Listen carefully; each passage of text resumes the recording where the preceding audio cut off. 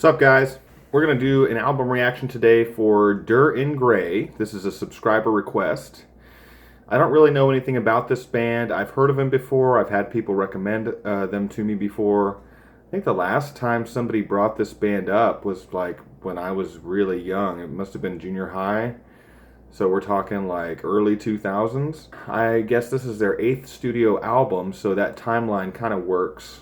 But yeah, I haven't heard anything by this band. I may have heard something from them at some point, but if I did, I don't remember. But yeah, I wanted to go ahead and give this a shot. It's a Japanese metal band, so I always like to check out Japanese metal. I think they've got a pretty cool metal scene over there.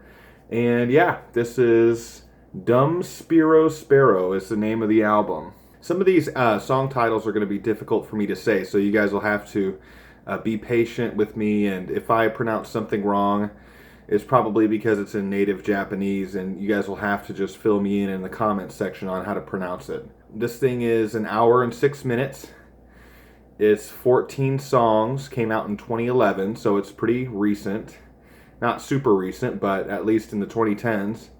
So yeah, I'm excited for this thing. I think it has some potential. I'm curious though what it's going to sound like. I don't really know much about this band. Again, this is a subscriber request, so I want you guys to give me more of these so I can alternate them with my own hand-picked requests, and we can build sort of a trust and a community here. So yeah, we're going to go ahead with this thing. The first song is called Kyokutsu no Nari. I hope I said that right. It's a minute and 58 seconds. Again, like a lot of albums, I'm expecting this thing to be probably instrumental, sort of an intro to the album. So yeah, we'll see what's going on with this thing.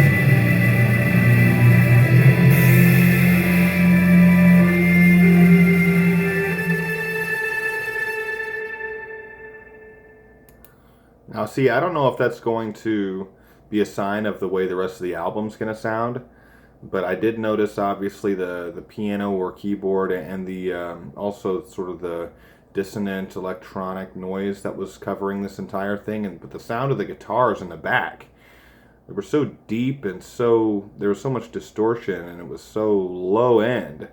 It reminded me a lot of the band Sun. I don't know if you guys are familiar with that band, but I don't even know what you would categorize their music as. I know it's got an official title, right? But it's sort of like, it's just real slow, repetitive, real deep, heavily distorted, real noisy. And from what I've heard, seeing them live is a trip. But yeah, seeing that first intro performed live would be a trip too. It was like a living nightmare, that little piece of music. So that was kind of cool. I'm still curious though. A lot of this music I think will come into focus on this next track. This is called The Blossoming Beelzebub. And Beelzebub, I guess you guys probably know, is a demon, or maybe it's an alias that's of Satan. I don't know, but it's definitely some dark demonic shit going on or about to happen. This next track is 7 minutes and 35 seconds. It's going to develop a clearer picture after this next track, so let's see what's going on.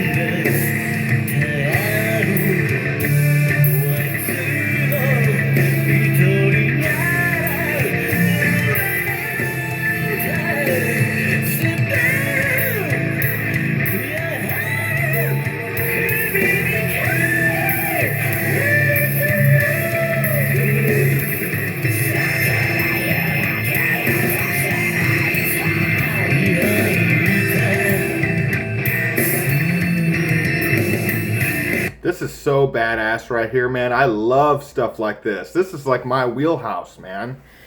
Now, I'm not going to be able to break everything down and identify every sound and, but I'll try my best to go over the parts that I thought were really good or where I thought the band succeeded. First, I have to talk about the vocals. The vocals are super chilling. I know they're speaking in Japanese. I can't understand what they're saying, or they're singing, I should say. There's just the way they come in is a very kind of makes you feel unsettled, right? And I think that's exactly what they're going for here. This entire track so far has been unsettling. It's been kind of creepy. It's been dark, but it's also avant-garde too. I think I really like the keys that come in every now and then. They kind of add an additional atmosphere to the song. Again, that kind of creepy atmosphere. The guitars again remind me of Sun. And I loved the way they started out with that real simple, slow riff and kind of built the song from there. And then about the 2 minute and 30-second mark, they switched up the song completely and went in a completely new direction with a really interesting guitar melody that, again, sounded creepy. It sounded a little off-putting. It sounded a little bit otherworldly. It was awesome. They're doing a great job on this track so far. If I haven't really published anything on this channel yet that's been straight up avant-garde, And I feel like this album has a great chance to be the first one that I publish in that style, and that's one of my favorites. I love avant-garde metal. Yeah, I'm gonna go ahead and see where the rest of this goes. I'm really excited by this, actually.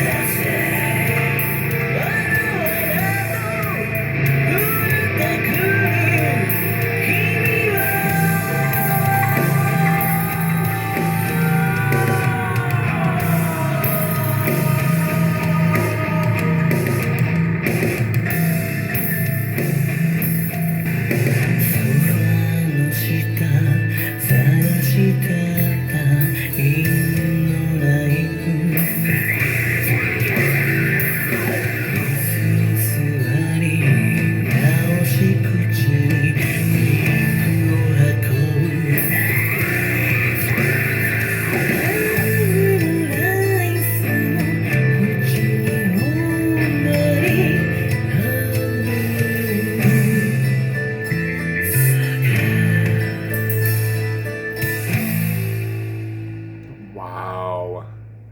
Wow. Okay, I don't know what the fuck that was, but yeah, the very last 2 or 3 seconds of this thing sounded like the start of another song, so I'm sure it's going to run into the next song.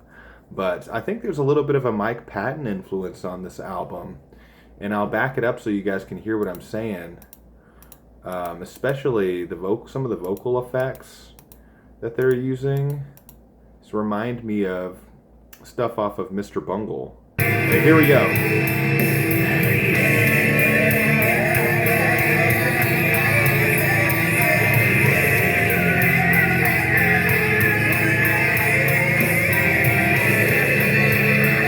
Does that not sound like My Ass is on Fire or Carousel to you guys, like Mr. Bungle's self-titled album? I hear a little bit of that in there, and then this scream was excellent. I'm going to fast forward here.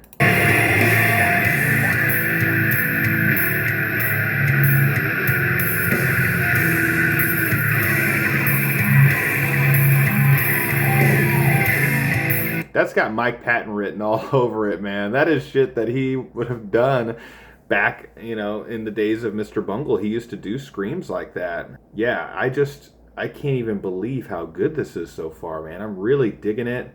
It's definitely avant-garde, definitely weird.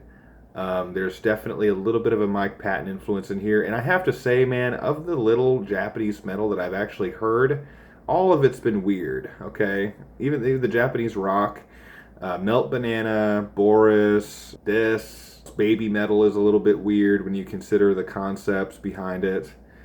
It just, I don't know what it is in the water, man, in Japan, but it seems like they produce their fair share of avant-garde, weird rock and metal. And I think they have a black metal scene there too. But I loved the harsh vocals on this song. They sounded like they were borrowed from black metal too, and I didn't expect to find that on this album. I thought it would be clean singing the entire way through. I didn't expect growls. I just didn't. I don't know. That was a cognitive bias I had, but I definitely am impressed so far. This song I thought was perfect. Definitely could see myself listening to this thing over and over again. I just loved the atmosphere of that song. I loved the vocals. The whole thing was just kind of a weird, trippy trip through hell. A trippy trip, right? But kind of a weird, trippy voyage through the underworld. That's what it felt like.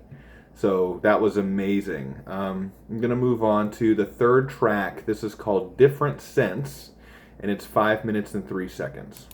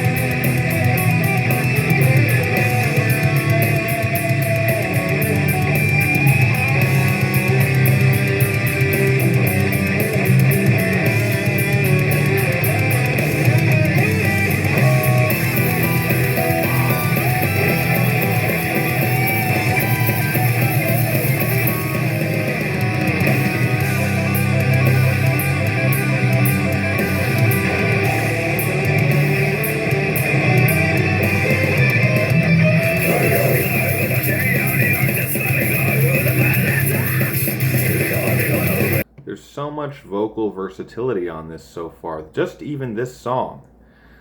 Like those initial harsh vocals sounded like they were pulled directly from brutal death metal. The riff itself wasn't in that style per se, I would say, but the riff itself sounded more like more modernized heavy metal or maybe groove metal or something. But the vocals were undeniable, man, and the riff was great too. That's called a pinch harmonic. But it's a pinch harmonic bend. I love that sound in the middle of the riff, man. It makes it sound super cool, super metal. Like you can't get much more metal than that sound. But I loved too. They almost had a chorus here in the middle of it. I'll back it up. But it seemed like again the entire dimension of the song changed, and they broke into this chorus-like section with the woman singing.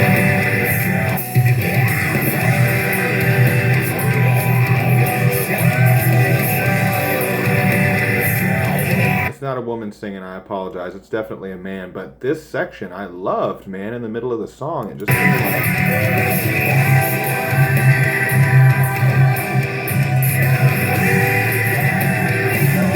They've got two vocalists. They've got a male and a female vocalist. But the fact that this section was in here after the intensity of the opening part is so cool. It's so creative. It's so hooky and catchy. This part is really hooky. And then they had a proper solo after that. So, yeah, this band is definitely keeping me on my toes. Like, I'm not really sure what's going to happen next, but I'm enjoying every single thing that's happening, which is like kind of the groove you get into when you find an avant-garde album that you really like. And I feel like that's where I'm at with this so far. I'm just so impressed with what I'm hearing. Thank you for recommending this. So we're going to get to the second half of this thing. Here we go.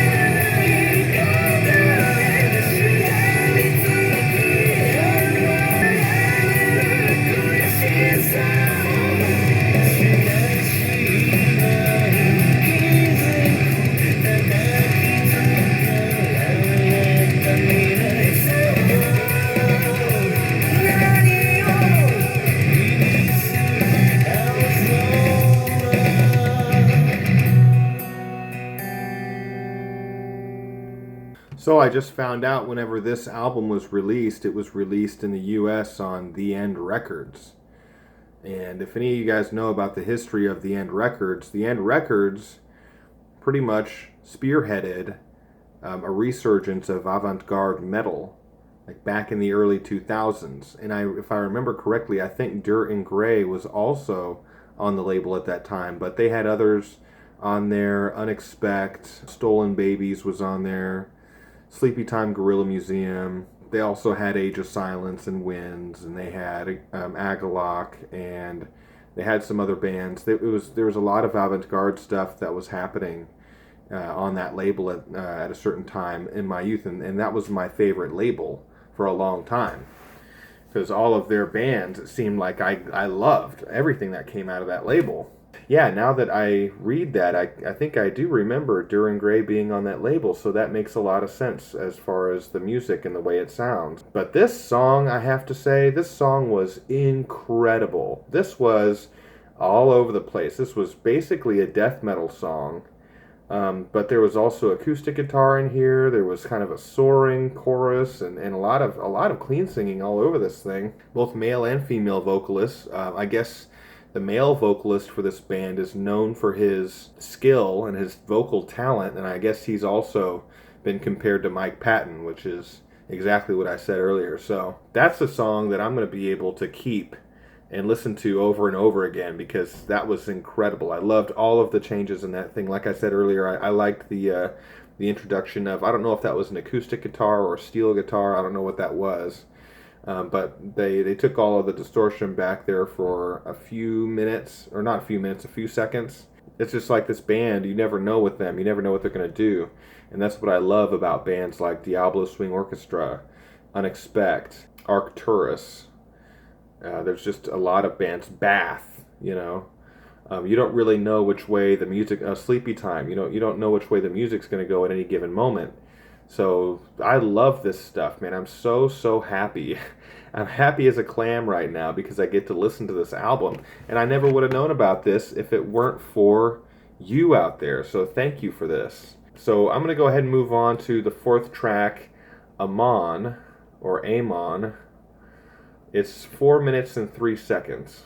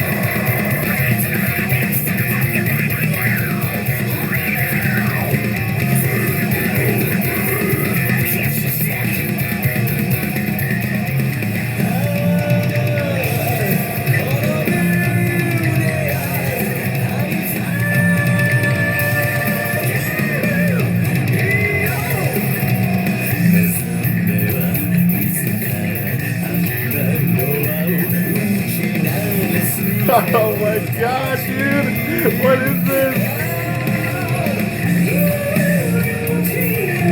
This is so perfect, man. His vocals are outrageous. God, this guy's gonna become one of my favorite metal vocalists really quickly, man, if this keeps up. I love how he's able to hit these real high screams and then the real guttural, powerful lows, and he sounds like Ockerfelt from Bloodbath 1 minute, then he sounds like Danny Filth, then he sounds like Mike Patton. He's all over the place, man, and it's so gorgeous. It's like perfect, man, and the riff is so nasty. This is another dyed-in-the-wool death metal track right here, man. This is like heavy. This is cool shit right here, dude. And then the female vocals, I don't know if she's a permanent member of the band. I'm trying to find a band lineup here for this album, but I'm struggling. Yeah, it's not giving me a lineup for the band, so I don't really know who's doing what. I do know that this male singer's name is KYO, which I guess is Kyo. I know he's the male vocalist, but I don't know who else is really on here. I'm just reading what's on Wikipedia, by the way. Yeah, this is so good, man. This is prime right here. This is good avant-garde heavy music is what this is. This is like avant-garde done the right way. So happy that I'm hearing this right now. I'm going to go ahead and finish the rest of this song.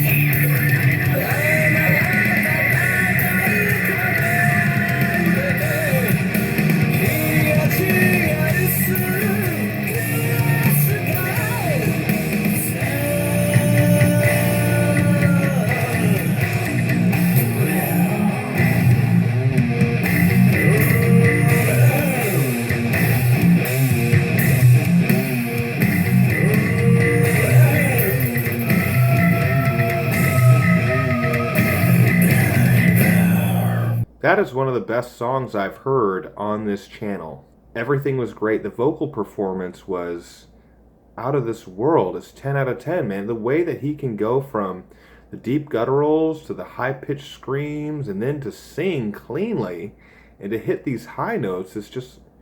I swear, man, I wish I was born with that kind of vocal talent, man, but I don't have it. And this guy, whoever this guy is, Kyo, I guess is his name, he might be like one of the most, as far as raw talent's concerned. I don't know how much training he has as a singer or if he's even reached his potential as a singer.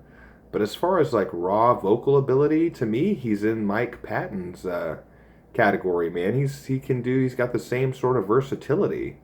Mike Patton is a pretty hard standard to reach. Mike Patton's career, you go throughout his career, I mean, he's done every kind of vocal that you can imagine. He's sang opera, he's done rap, pretty much. He's done like sort of the real smooth lounge music type stuff. He did some of that with Faith No More. He's done the hard death metal stuff. He's done the high-pitched screams. He's even done throw-up sounds on one of the songs. Like, he's just all over the place. But so is this guy. This guy is all over the place too. And the riff in this song was so fucking badass, man. It was pretty technical. I didn't expect that either. I could just listen to that song I could listen to it over and over and over and over again, man. That song was so badass. Every album generally that I review on this channel or react to ends up being one song or one or two songs usually that to me I just get obsessed with and I have to play over and over and over and over again. For me, on this album, these last two tracks, they fit the bill for me. And this track especially, like I said, it's one of the best songs I've heard so far on this channel. So that was a pleasure to hear that song. Only 4 minutes, but man, it's 4 minutes well spent if you ever take the time to listen to that song in its entirety without me editing. That was crazy. That was amazing. I'm going to move on to the 5th track. This is called Yokusou ni Dreambox Ariwa Shijuku no Rinen to Sumitai Am. Basically that means nesting within the dream box, or it could mean cold rain in the philosophy of the mature. So yeah, I don't really know what the hell that means, but yeah, we're going to go ahead and give it a listen. It's 4 minutes and 49 seconds. This is track number 5.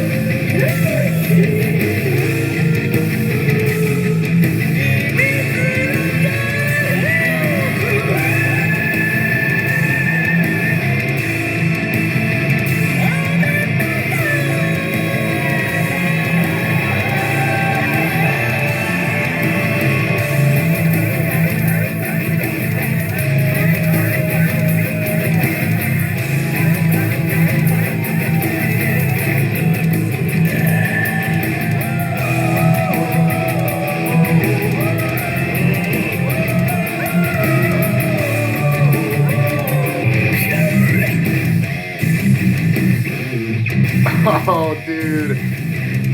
Oh, man.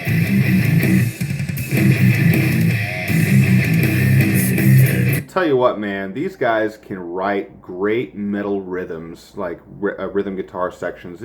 This album so far has been full of excellent riffs, and they're a little bit like they've got attitude. You know, there's some, like I've said before, the pinch harmonics. You know, where the guy's bending the string. I love hearing that, man. And then also the riff itself, like it's not complicated per se, and it started out pretty simple and just chuggy. But then when the guitars are being more simple, then we've got these vocal acrobatics are happening over the top. So as a listener, you're constantly engaged with the music. It's never stale, never boring. This is my fifth song in a row, and I understand the first was an intro, but everything after that has been stellar. I'm so impressed, man. I have to listen to the rest of this thing.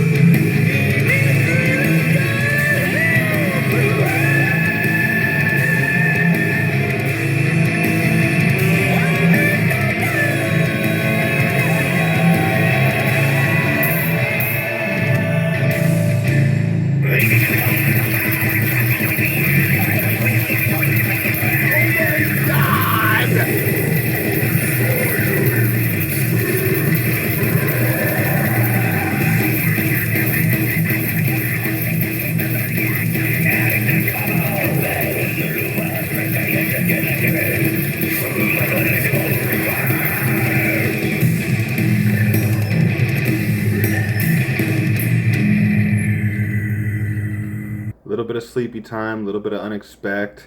Did you hear the end of that song, man? Oh my god, dude, this vocalist is out of control. I love the female vocals too. That's the other thing, is that she kind of reminds me of the woman from Diablo Swing Orchestra a little bit.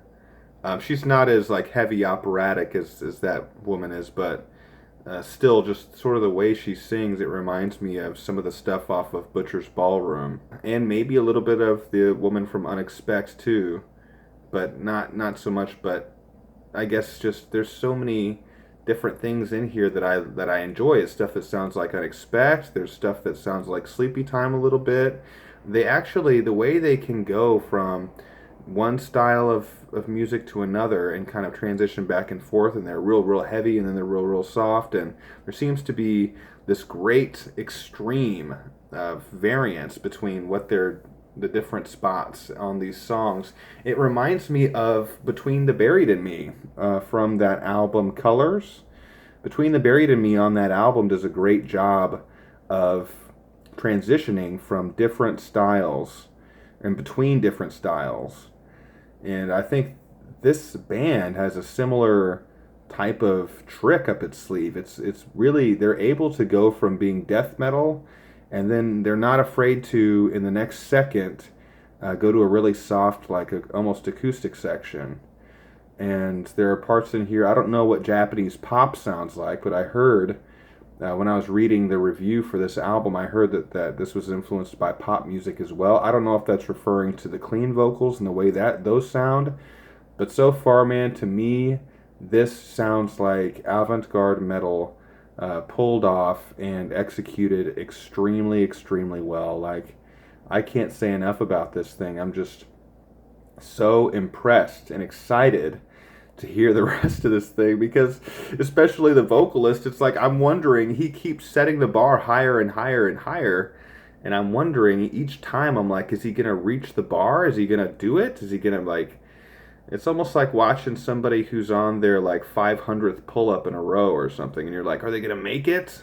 He's out of control. He's a Tasmanian devil for sure. I'm gonna go ahead and move on to track 6. This is called Juyoku, and that means carnal desire. So yeah, we're gonna check this one out.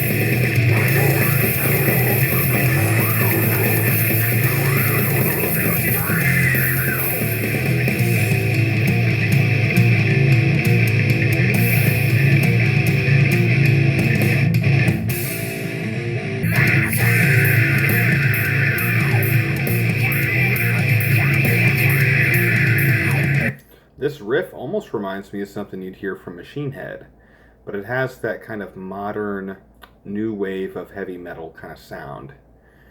But the vocals, on the other hand, they remind me almost of some of the stuff you hear out of the grindcore genre. Like, they're super intense, super guttural, and then super high and screechy. This is a badass song too. I don't know if I'm as obsessed with this song as some of the previous songs, but I'm going to let it play out and see if they have anything to kind of throw at me.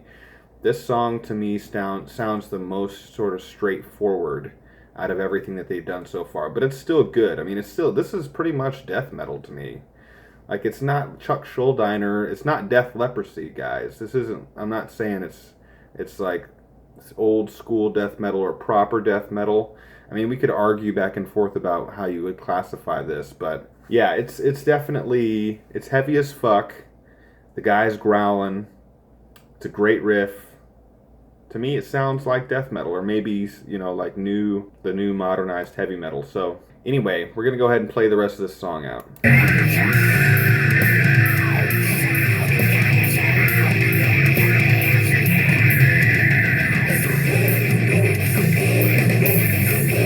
Holy shit!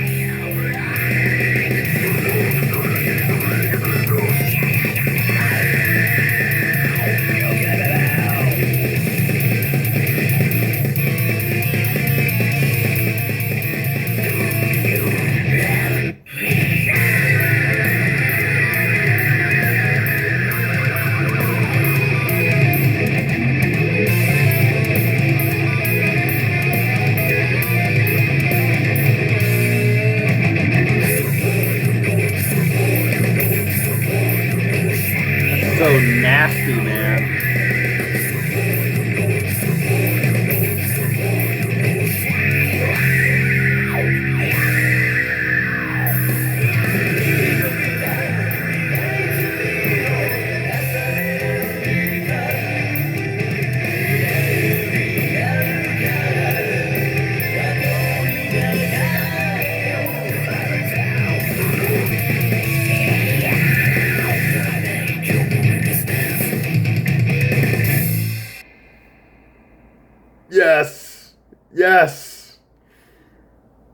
That song totally won me over in the second half, man. That was so brilliant. Check this out. Check out this riff right here, man. So far, this is what we've been working with most of the song, but then they changed it up right here. Hold up.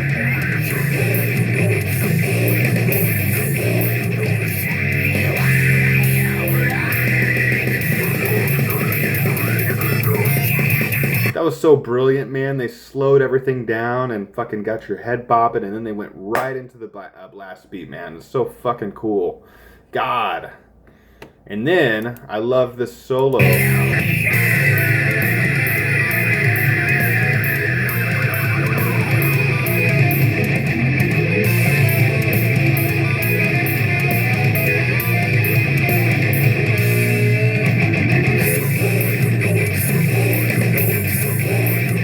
I feel like in 2011, Unexpect released Fables of a Sleepless Empire, I think is what it was called.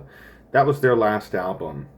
I feel like in 2011, when this came out, if I had to choose so far between this and the last Unexpect album, I'm choosing this, okay? To me, this is better. I hate to say that because I love Unexpect, but like, you can't deny, man, that's 6 songs, or that's 5 songs in a row that are just as good or better than anything on that album, you know? I just can't believe this is this good. And this is definitely one of those, like I've said in other videos, that won me over in the second half. And that's the way I want it. That's how I prefer it. So, yeah, what to say about that, man? That was a mind fuck there at the end. That was so cool. I really loved that song. We're going to move on to track 7. This is called Shitataru Moru. I think that's how you say that. That just means trickling ambiguity. So that's a weird title as well. A lot of these titles don't really make sense.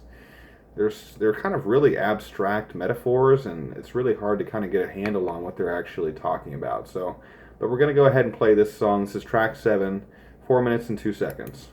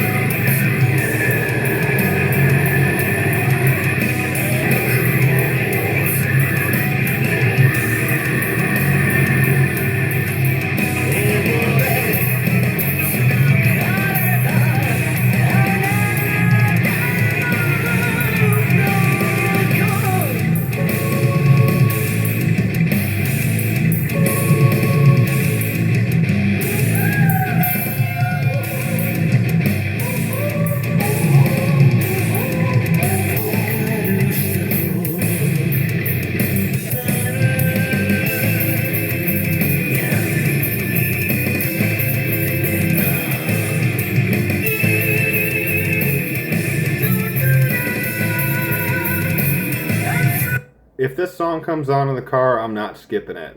Like, I have to buy this thing, dude. I have to, man. I can't resist this. God, this is my favorite, one of my favorite subgenres, man, and it's being pulled off so well. This song in particular isn't scalping me, you know. It's not like blowing my brains out or anything. But I do love the way it sounds. I love his vocals. I love the guitar riff. But it's a little bit more, again, it's a little bit less just eye-popping than some of the other stuff. Eye-popping is not really a good metaphor to use for listening to music, but you guys know what I mean. It's not as salient or exciting, perhaps, as some of the other stuff on this album, but it's still a good song. It's a solid song. That's what I'm trying to communicate. So I'm going to go ahead and play the rest of this out and see what's up.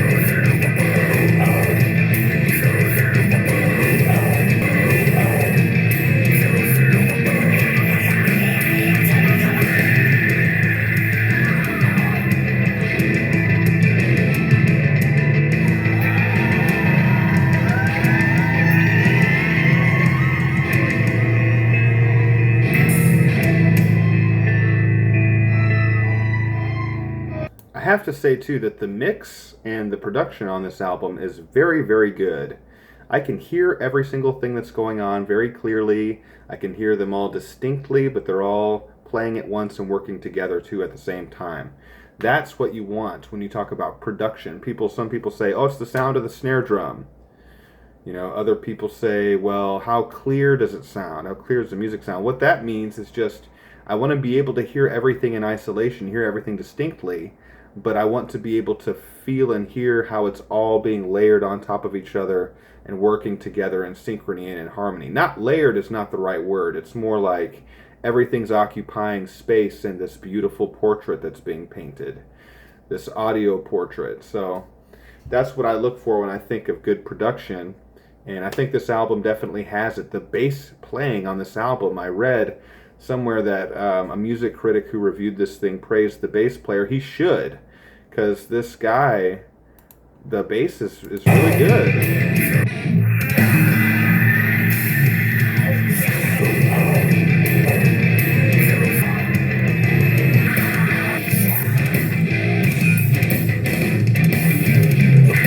Listen to this. See if you can pick out the bass on this.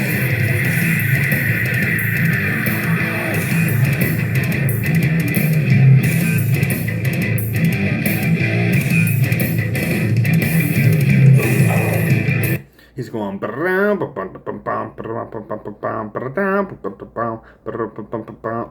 He's playing his ass off. Sounds great. You can't have good avant-garde metal without prominent bass, in my opinion. All my favorite avant-garde metal outfits, the bass is pretty, you know, it's out there. It's part of the music, a big part. So, because I think bass is one of those instruments that gives that kind of strange avant-garde, kind of weird flavor, you know, or sound. And so it doesn't make sense to really try to make something weird and have no bass, you know. That doesn't, or bass guitar, I should say. It doesn't really make sense. But yeah, this song I thought was badass. Again, it's going to get lost in the storm, man. It's not going to be, you know, I think that the other songs I've already heard kind of blew my mind. When I hear this one, it's good, but, you know, it's hard to kind of stack it up against these other giants that I've already heard. So I still thought it was a great track. I'm not mad at it. I like it, actually. I'm going to go ahead and move on to the 8th track. This is Lotus. It is 4 minutes and 3 seconds.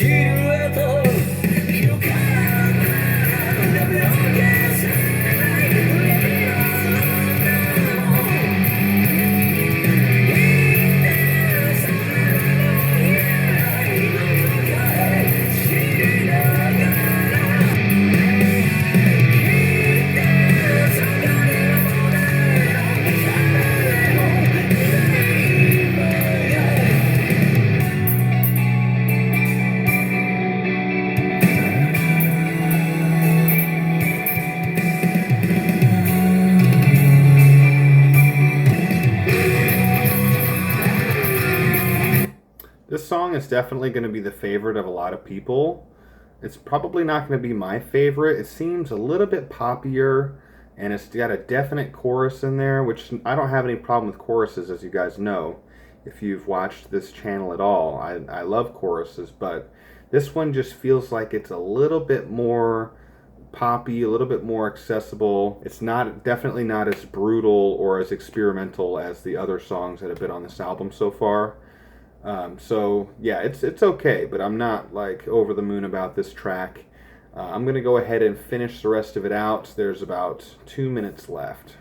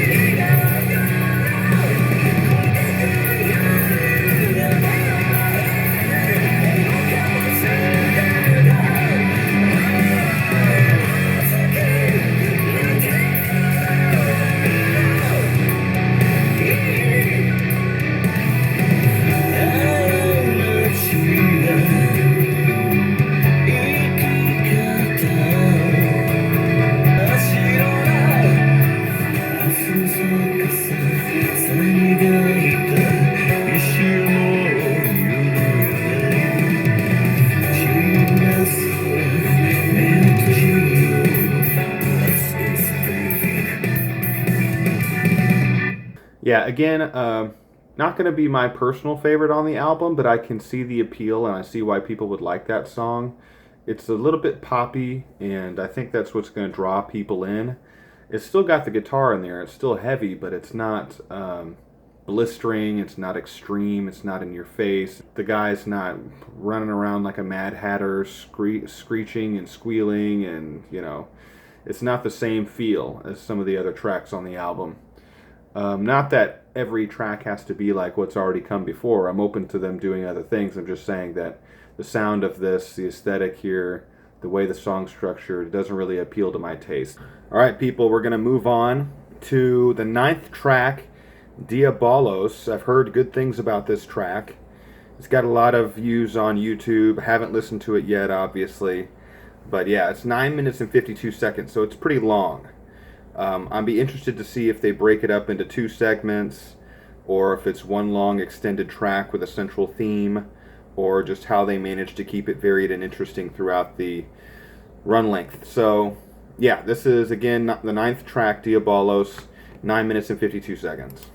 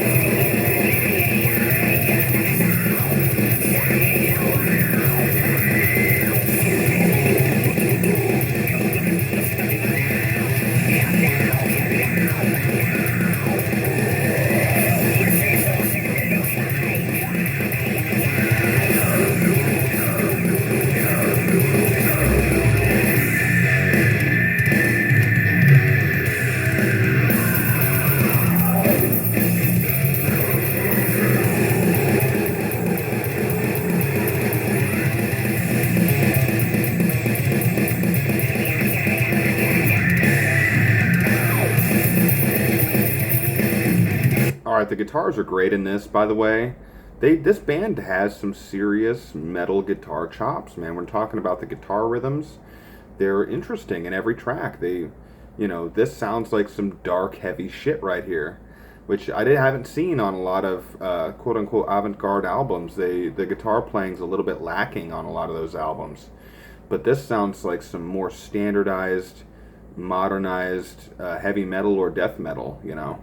So very, very good. I have to say also his voice. The vocal acrobatics are here still. He's going really, really high with the screams, and then he's got those guttural lows, and then he's singing.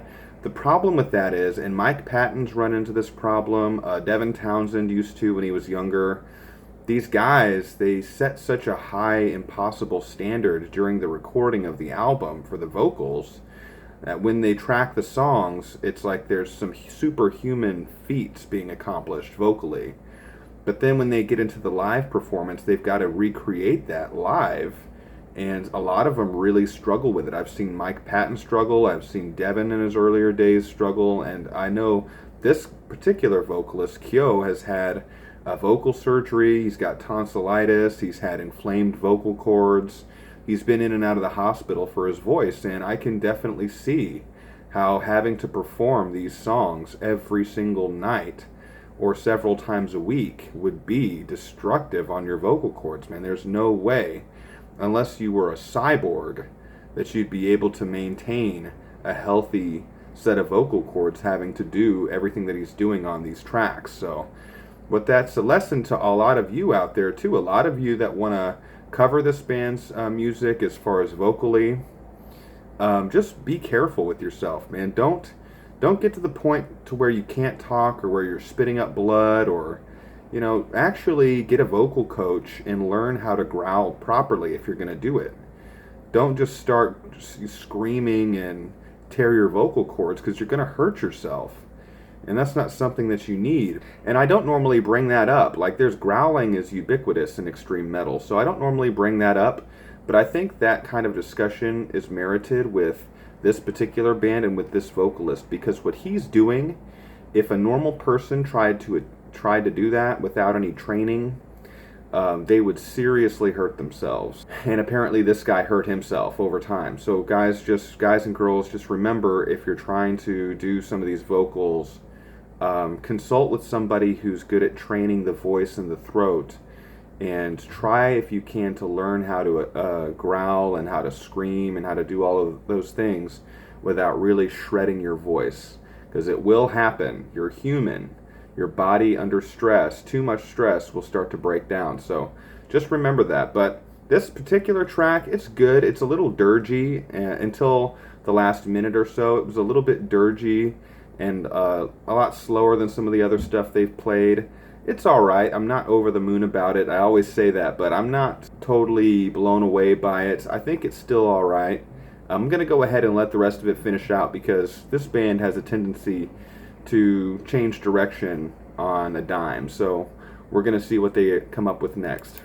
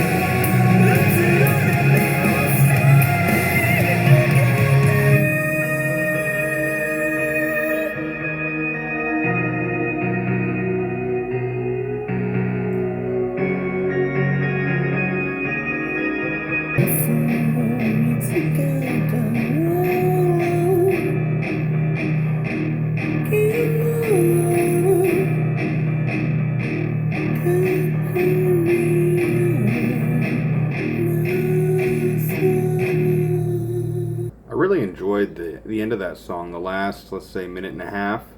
It got pretty doomy, and it sounded like melodic doom, like the doom I'm used to. But also, I think there's a lot of melodic death metal in here too, influences that is. And some of the chords they were hitting were just massive, man. You could definitely feel the emotion in those chords, and of course his voice sounded great. This song is a lot to chew on all at once, but I definitely think it's got some parts in it that I like. I'll rewind one of those parts for you right now. They hit this really cool melodic death metal riff in here that...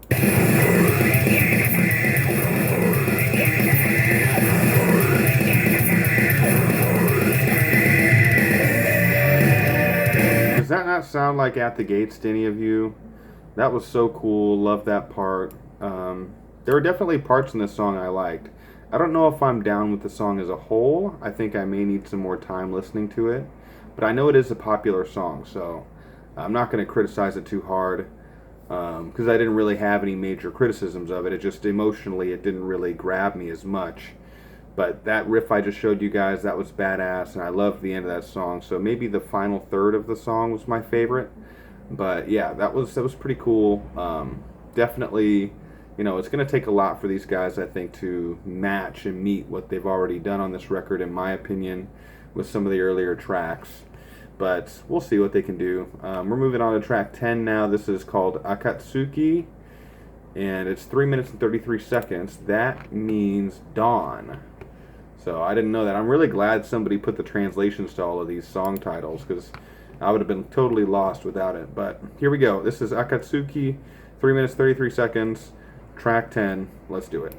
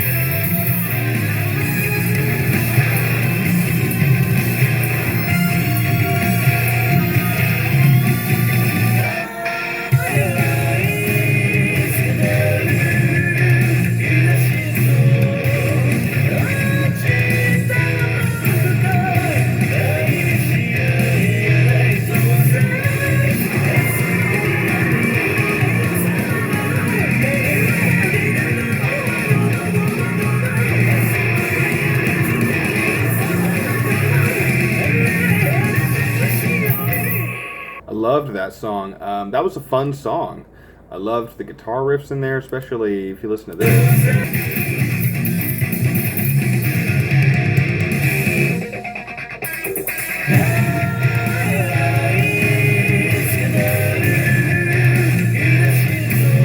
Dude, I'm sure that kills live, man. That break right there.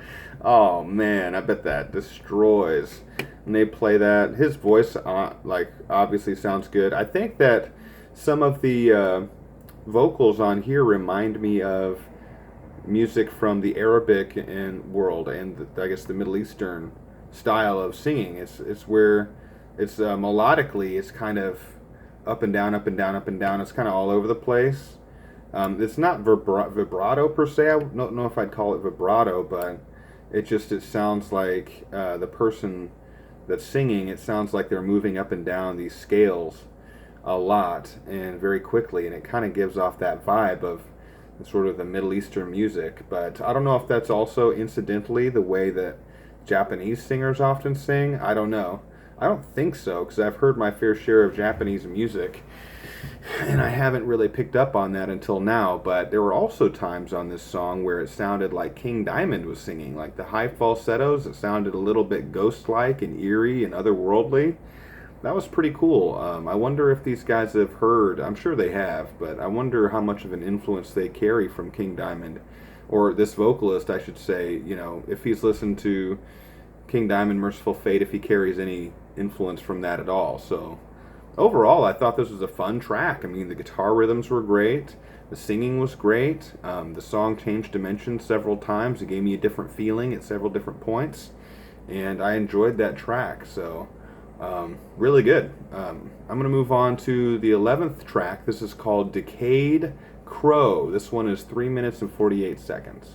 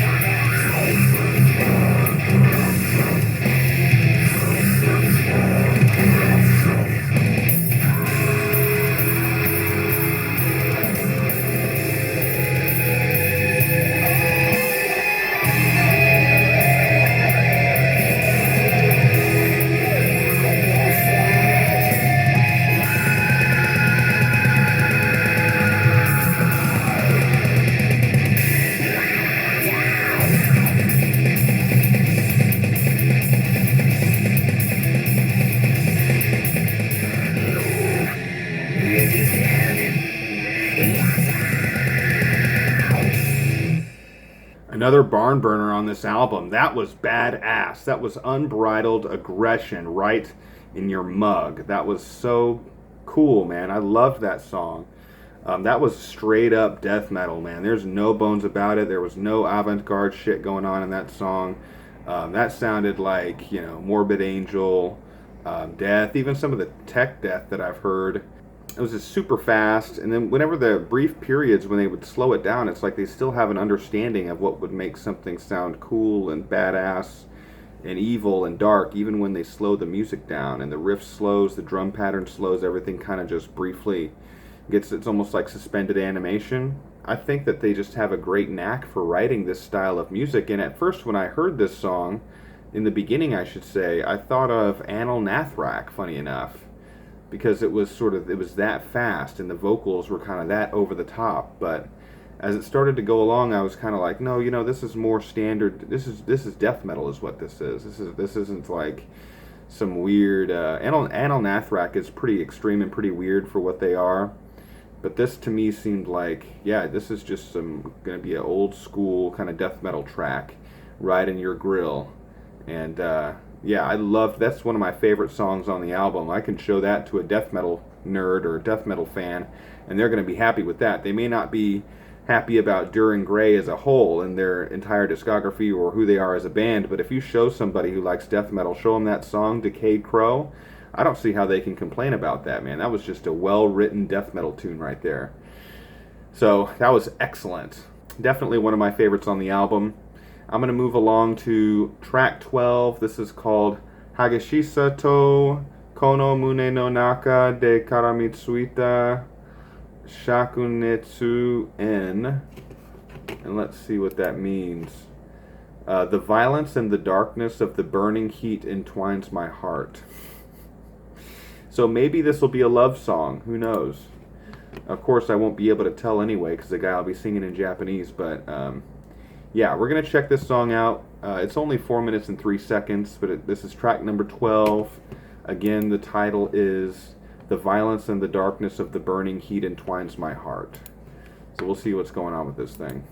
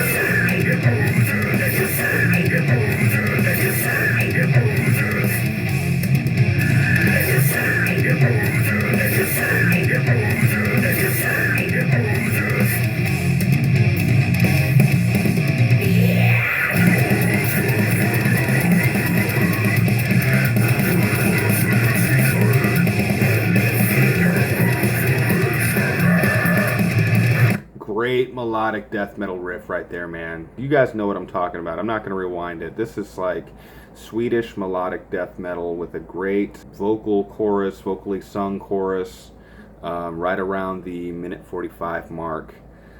Just a very awesome, catchy, head banging, like heart throbbing, blood pumping song so far. I love this thing. They've borrowed from a lot of different genres, but I have to say, it feels as if the longer we go into the album, the more sort of traditional death metal we're getting, and the less sort of avant-garde weirdness we're getting. Still getting it a little bit. You saw a little bit of it on Akatsuki, a little bit of it on Diabolos, but these last two tracks, I mean, I don't think there's anything avant-garde at all about these last two. They sound to me like just great death metal. And this one's a little bit more melodic than Decayed Crow was, but the principle is still there. And, you know, regardless of the chorus, but this is a really interesting song. I really like this so far. I'm going to let the rest of it play.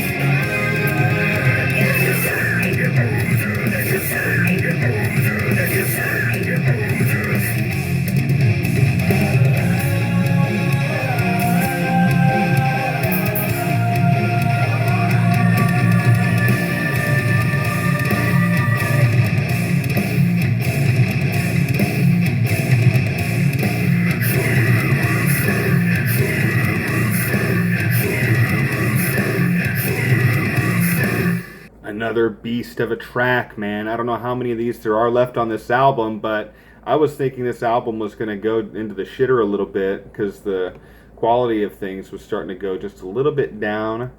But then I thought Akatsuki was pretty good. Decayed Crow was amazing. This song right here is also amazing. That's 3 tracks in a row that I can really get behind, man. This sounds like death metal to me. Melodic of the melodic variety, especially I'm thinking of bands like In Flames and At the Gates when I listen to this. Very interesting. I did not expect this coming into this album, man. I didn't think I was going to be walking into a death metal album. I had no clue. What a pleasant surprise, because I didn't think, when I think of Japanese metal, I don't really think of these guys. I guess I should, but I think of bands like Boris, Melt Banana a little bit. I think of Baby Metal. I know there's been a lot of Japanese metal bands, and my knowledge of them is limited, but I guess I wasn't prepared for the just the raw aggression that you find in the metal on this album, like the death metal. It's been really a welcomed kind of surprise. And I think the earlier, like I said before, I think the earlier part of the album was a little bit weirder, a little bit more avant-garde, and they've kind of settled into this good death metal groove right here, this extreme metal groove. I don't know, man. We'll see if they can carry it on out through the rest of the album. This 13th track is called Vanitas. Coincidentally, that is also the name of an album by Anil Nathrak, who I already brought up, and I didn't even realize that this 13th track was called that until just now. So, yeah, let's see if this sounds at all like our guys from, I think Anil Nathrak, what are they, from England? Let's see if they sound anything like those guys. It'd be interesting to see kind of an homage to that band on this song. I doubt it's going to happen, but that would be pretty awesome. So.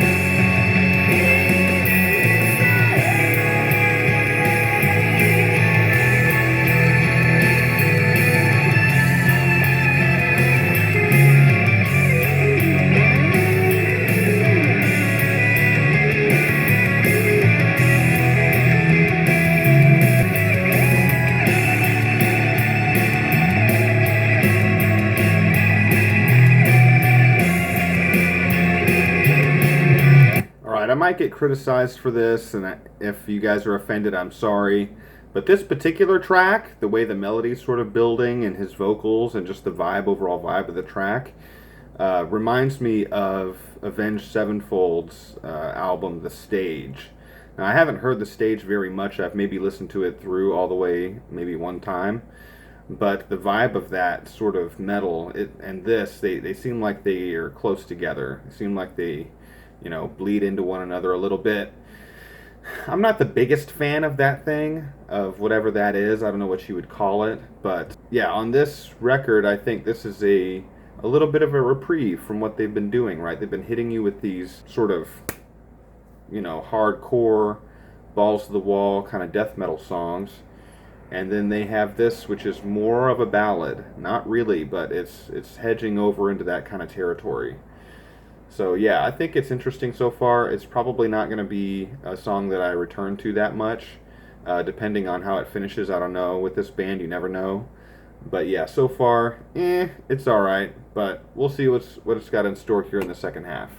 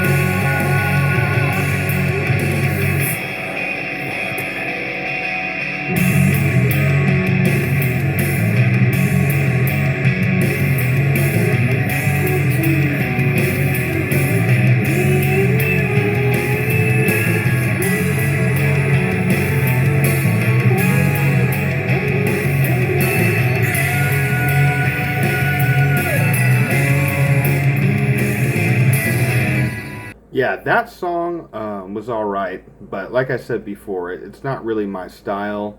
It seemed like more of a vocal spotlight for him, and not just with the growling or the intense screams, more with his melodic vocals, his clean vocals, and he's hitting some of these crazy high notes, and I'm really just amazed at his range. I know he's got an incredible range. I know it's been measured.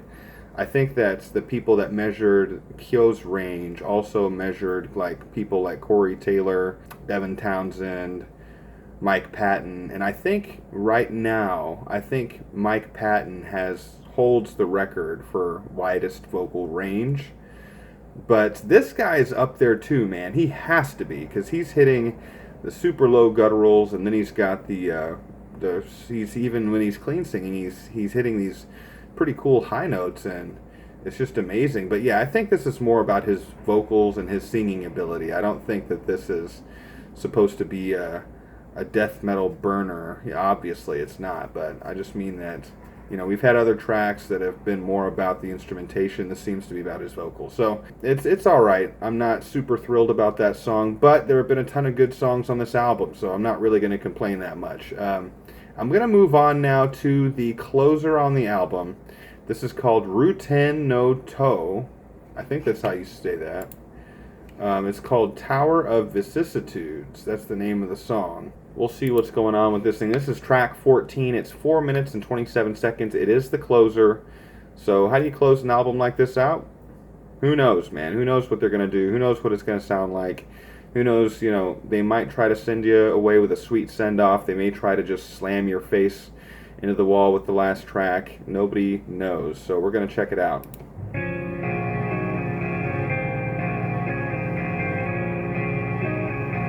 Them codes.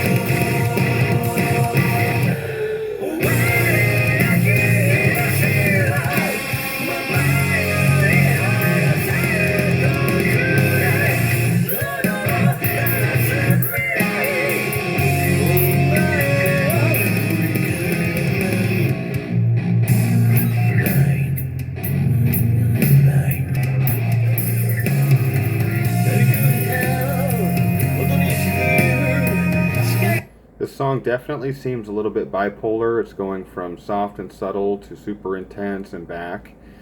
But I think the song overall is good. I love, again, the guitar riffs are badass. And the vocals, like during this section of the song.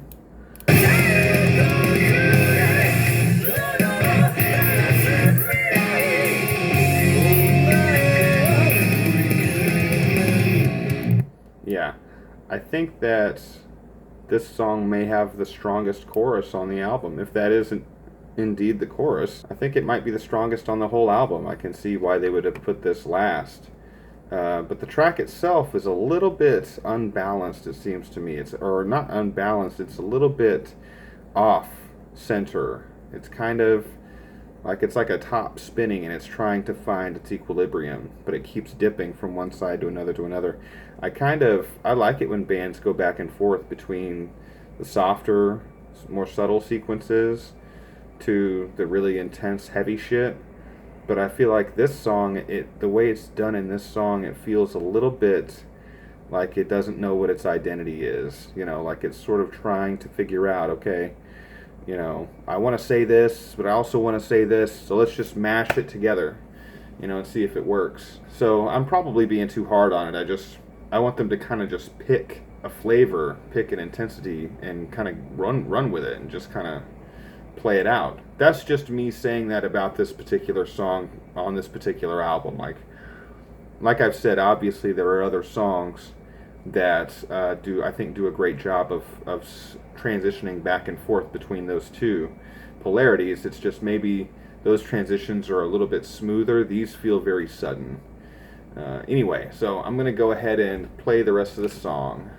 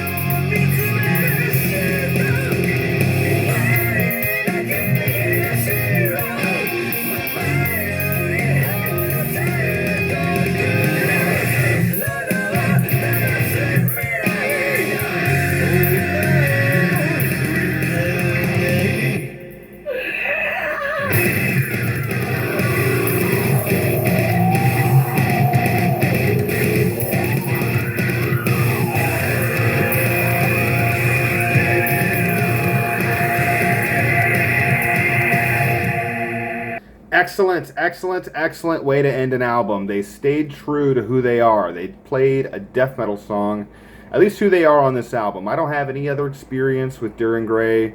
I don't know if this is their modus operandi or if they've done this on other albums, but this was basically a death metal album. And they stayed true to that formula all the way to the end, and I thought they did a great job. That last song was super headbanging. Like, I didn't see me headbanging a whole lot, but you know, it's kind of late in the day. I'm wanting to get this this filming done so I can start on the editing. I'm a little bit burned out, but this is a great, great, great album. Thank you so much to the person who requested this thing. You're right, this is excellent music. I don't know how many people like this. I don't know if this is going to bring a lot of other viewers to the channel or not. If it does, great. If it doesn't, great. I'm not really dependent on viewers per se. I just think that this is really cool, you know, metal album reactions. I want to give bands that don't necessarily get the exposure they deserve, I want to get them more exposure and give them more of a platform by playing their albums in almost their entirety and giving feedback on what I liked about it. So yeah, this was badass. I love sort of the avant-garde influence in there. The vocalist shocked the hell out of me. I didn't know he was going to be that good. He's a pretty crazy, a lot of really high screams, like Danny Filth type shit, and then Mike Patton shit in there too, and then the low death guttural growls like an Ackerfeld or someone like that. It was very fascinating to get to listen to him do his thing throughout the course of an entire album. Really enjoyed him. The drums, for the most part, with the exception of a few songs, the drums were, you know, they were salient, they were sharp, they felt tactile, they felt real, they felt like a real instrument, they sounded great. The bass guitar playing was excellent on this album. There were several different spots where I was kind of just keying in on what he was doing, and he kind of blew my mind in a lot of different spots on this album. So great job to the bass player. The female vocals were cool. They didn't blow me away. They're not super iconic like some of the others I've heard in avant-garde especially, but they were good nonetheless. It's hard to kind of stick out when you're being constantly outshined by this guy, but I thought the songs overall, a lot of them, they had their own identity. You know, they had their own identity. They had their own sections that I remember specifically, different things about them that made them unique and made them good. There's just a lot to like about this album. I don't know what else to say. I mean, this thing, I guess if you want my favorite tracks, I'll go through them with you. They are, my favorites on the album are Different Sense, Amon, Yokusou, Ni Dreambox, Decayed Crow, and Hagashisato, and Ruten no Tao. So that's 6. Those are all my favorites, with maybe Decayed Crow and Amon being the top 2. And then after those, all of those kind of form the bottom. I guess under those I liked The Blossoming Beelzebub, Juyoku, I liked Diabolos, Shirataru Moru. Those are kind of like the next level, with maybe Blossoming Beelzebub and Juyoku being the top 2 of those. Yeah, overall, fantastic album. I can't wait to put this thing up on the channel. So after this, we're going to get to another subscriber request. I know you guys have been waiting for videos. I apologize about that, but we're going to start putting up some more videos, some more content. And there's going to be some other types of videos, you know, coming down the pike too, that I want to kind of diversify the channel just a little bit. So yeah, there's going to be some cool stuff coming down the pike. That was it. That was Duran Gray, Dum Spiro Spero. Excellent. 10 out of 10. Great album. Buy the album if you liked it. Support the artist. This is Metal Album Reactions, and I'll catch you guys in the next video. Bye.